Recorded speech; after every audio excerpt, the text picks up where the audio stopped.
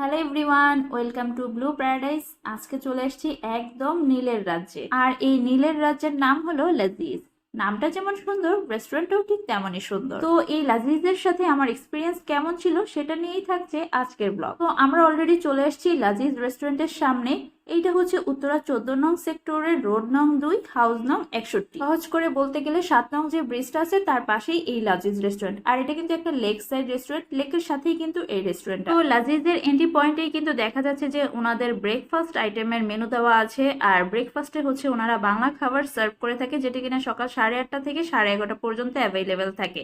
আর এই লাজিজ রেস্টুরেন্টটা মূলত কিন্তু ইন্ডিয়ান ফুডের রেস্টুরেন্ট। ব্রেকফাস্টে ওনারা খিচুড়ি, পরোটা, নিহারি, সুজির হালুয়া এই টাইপের বাংলা খাবারগুলোই সার্ভ করে থাকেন। তো এরই মাঝে আমি চলে এসেছি লাজিজের ইন্টেরিয়রে। আর এই রেস্টুরেন্টের কালারটা কিন্তু একদমই চোখের শান্তিদায়ক, আরামদায়ক একটা কালার বলা যেতে পারে। বেসিক্যালি লাল, হলুদ এই টাইপের কালারগুলো কিন্তু খিটখিটে টাইপ কালার, বাট ব্লু কালারটা কিন্তু হচ্ছে চোখের কমফোর্টেবল একটা কালার।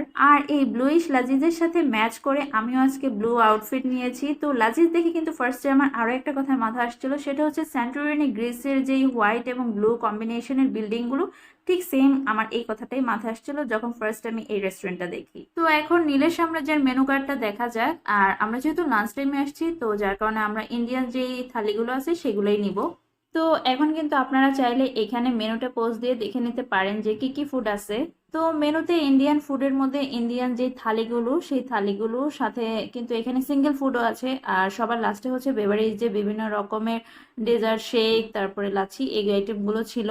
তো আমি অর্ডার ডান করে চলে আসলাম বাহিরে। আর এখানে বাহিরেও খুব সুন্দর একটি বসার সেটিং অ্যারেঞ্জমেন্ট আছে। আর এখন আমি আপনাদেরকে পুরো ভিউটা দেখাই, যে লেকের পাশেই এই রেস্টুরেন্টটা। তো আপনারা কিন্তু এই যে দেখে বুঝতে পারতেছেন। তো আমরা গেছিলাম সেদিন দুপুরে, বাট দুপুরেও সেদিন খুবই ক্লাউডি একটা স্কাই ছিল, যার কারণে পরিবেশটাও খুবই সুন্দর ছিল, যেটা কিনা আপনারা দেখেই বুঝতে পারতেছেন। তো বাহিরে কিছুটা সময় স্পেন্ড করে এরই মাঝে হচ্ছে আমাদের ফুডগুলোও চলে আসছে। আর এইটা হচ্ছে চিকেন রেশমি বিরিয়ানি। আমি হায়দ্রাবাদি কাচ্চি যেটা ছিল সেটা নিতে চাইছিলাম, বাট সেটা তখন অ্যাভেলেবেল ছিল না, যার কারণে আমাকে চিকেন রেশমি বিরিয়ানিটা নিতে হয়েছে। আর সাথে এটাই হচ্ছে সেই ইন্ডিয়ান নান থালিটা। তো এই নান থালির মধ্যে কিন্তু বেশ কিছু আইটেম ছিল। আর কি কি ছিল এই নান থালিতে এবং প্রাইস কেমন ছিল ফুডগুলোর, সেটা কিন্তু পরবর্তীতে জানাচ্ছি। আর সাথে আমরা ড্রিঙ্কস হিসেবে কোক নিয়েছিলাম। তো এখন হচ্ছে আমরা চিয়ার্স করতেছিলাম। আর এই কোকগুলো কিন্তু পার গ্লাস 40 টাকা করে ছিল। আর এখানে প্রত্যেকটা খাবারের সাথেই কিন্তু পরবর্তীতে 5% করে ভ্যাট অ্যাড হবে। তো এখন আমি আপনাদেরকে ফুডগুলো সম্পর্কে যদি ডিটেলস বলি, তাহলে হচ্ছে এইটা রেশমি চিকেন বিরিয়ানি, আর সাথে রায়তা ছিল। তো এটার প্রাইস ছিল 340। তো এটা কিন্তু হায়দ্রাবাদি কাচ্চি বিরিয়ানির মতোই, জাস্ট এখানে মাটনের পরিবর্তে চিকেন। আর এখন হচ্ছে আমি এটা প্লেটে ঢেলে দেখতেছি যে অ্যামাউন্ট কিরকম, কারণ আমি হচ্ছে 1:1 অর্ডার করেছি।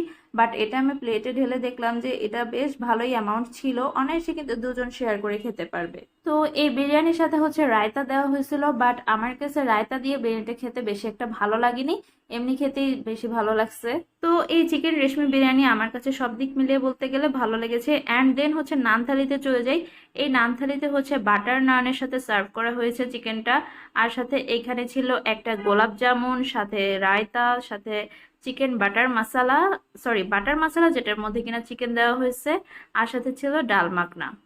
তো কথা হলো, চিকেনের চেয়েও কিন্তু রায়তা, বাটার মশলা, ডাল মাখনা এগুলো দিয়ে খেতেই কিন্তু বেশ ভালো লাগছিল। তো রায়তা দিয়েও কিন্তু এই নানটা খেতে ভালো লাগছিল। আর এটা হচ্ছে বাটার মশলা, যেটার মধ্যে কিনা চিকেন রয়েছে, আর সাথে রয়েছে ডাল মাখনা। আর এই নান থালিটার প্রাইস কিন্তু ছিল 465, সাথে ছিল এখানে একটা সালাদ। তো এই নান থালিতে কিন্তু বাটার নান দিয়ে সার্ভ করা হয়েছিল। আর এর পরবর্তীতে আমরা প্লেন নানও অর্ডার করি। তো বাটার নানের প্রাইস হচ্ছে 65, আর সাথে প্লেন নানের প্রাইস হচ্ছে 55। তো এখন হচ্ছে নান থালিতে যেই গোলাপ জামুনটা দেওয়া হয়েছিল সেই গোলাপ জামুনটাই চলে যাব।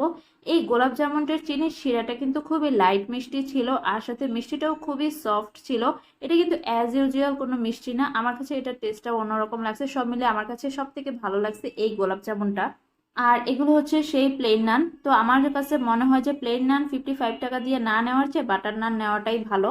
তবে প্লেন নানও কিন্তু খেতে খারাপ না। তো আমি যদি এখন রেটিংসে চলে যাই এই দুটো ফুডের মধ্যে, তাহলে আমি নান থালিটাকে কিন্তু ফার্স্টে আগায় রাখবো, সাথে বিরিয়ানিটাও কিন্তু ভালোই ছিল।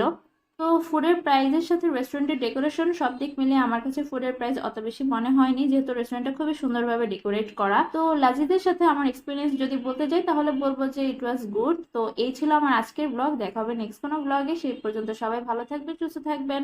আর যারা আমার এই ভিডিওটা ইউটিউব থেকে দেখতেছেন তারা অবশ্যই ইউটিউব চ্যানেলটাকে সাবস্ক্রাইব করে দেবেন, সাথে থাকা বেল আইকন বাটনটাও ক্লিক করে দেবেন। আল্লাহ হাফেজ।